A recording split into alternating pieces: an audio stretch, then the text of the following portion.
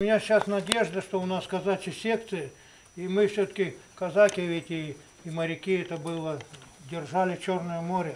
Казацкие чайки, равным их не было. Турки не столько боялись больших кораблей, сколько, говорит, Каспий, да, сколько, говорит, вот эти казаки вылетают, 200 чаек, и они этот большой корабль турецкий на куски растаскивают, на дрова. Вот я хочу это соединить.